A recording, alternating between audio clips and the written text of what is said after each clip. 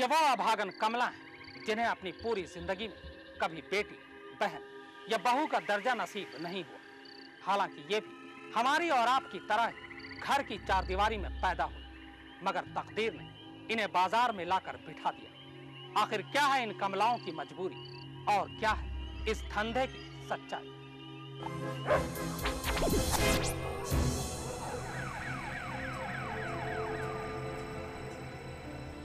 लड़कियों को मतलब पहले देख लेते हैं, दलाल लोग देख लेते हैं, दूर से मतलब ध्यान रखते हैं कैसी है क्या है, उसका अनुभव ले लेते हैं। लेने के बाद फिर पास आ जाते हैं, मतलब वही हमदर्दी में या कुछ मतलब प्यार मोहब्बत में कुछ बातें पूछ लेते हैं। बात पूछने के बाद फिर वही फिर बता देते हैं कि या उसके साथ शादी विधि कर लेते हैं। शादी करने के बाद फिर उसको इस तरीके से बुरी तरीके से फंसा देते हैं। फंसाने के बाद यहाँ लेके आते हैं, यहाँ बेच देते हैं। तो सुना आपने, इस लड़की के इन्हीं अल्फाजों में हिंदुस्तान के बदनाम गलियों की पूरी हकीकत छुपी है। ये लड़की जितनी खुशकिस्मत है उतनी ही बदकिस्मत। खुशकिस्मत इसलिए क्योंकि आज ये अपने पैरों पर खड़ी होकर एक इज्जतदार जिंदगी जी रही है, और बदकिस्मत इसलिए क्योंकि इसने अपनी जिंदगी के पूरे 5 साल देश की राजधानी दिल्ली के एक बदनाम कोठे पर कैद में गुजार दिए। बहुत ही ज़्यादा लड़कियों को परेशान करते हैं और बाहर आने का मौका ही नहीं देते हैं उसको। और फिर बाहर मतलब जैसे भी वो चाहे इतना जुल्म सहने के बावजूद भी वो कहती है कि शायद मैं बाहर निकलूं, तो फिर बाहर की और भी बाहर मतलब डरा देते हैं।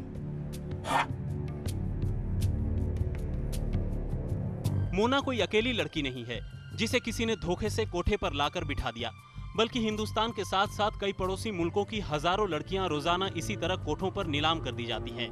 हमारे और आपके ही बीच छिपा कोई दलाल सबसे पहले मजबूर लड़कियों को अपनी बातों में फांसता है और फिर एक रोज उसे धोखे से ले उठता है। ज्यादातर मामलों में कोठे तक पहुंचने से पहले ही लड़की के साथ इतना कुछ गुजर चुका होता है कि वो दोबारा घर लौटने की हिम्मत ही नहीं जुटा पाती। रही सही कसर कोठे की दीदियां और आंटियां उन्हें डरा धमका कर पूरी कर देती हैं।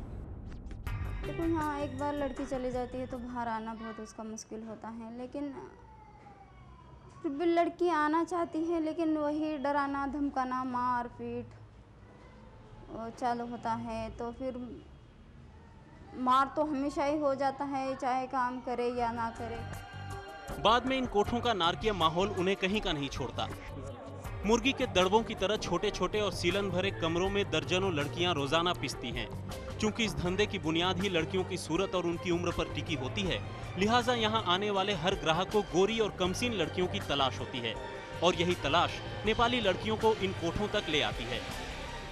लड़कियां थोड़ी सी गोरी दिखने में गोरी दिखती हैं और तो इसलिए ज़्यादा मतलब ग्रेक पसंद करते हैं। उनको पसंद करने के बाद और छोटी उम्र ज़्यादा तो लड़कियां छोटी उम्र की ही आती हैं वहाँ पर, तो इसलिए लड़कियों को पसंद करते हैं नेपाली को। एड्स जैसी घातक बीमारी के खतरे के बीच कोठों में अपनी जिंदगी दांव पर लगाने के बावजूद इन लड़कियों के पास अपना कहने को कुछ भी नहीं होता।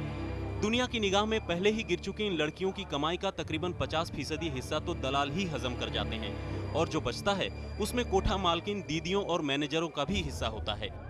जब कभी इन लड़कियों को अपने घर जाने का मौका मिलता है, तब इन कोठों की दीदियां कहने को कुछ सोने के गहने खरीदकर लड़कियों को थमा देती हैं।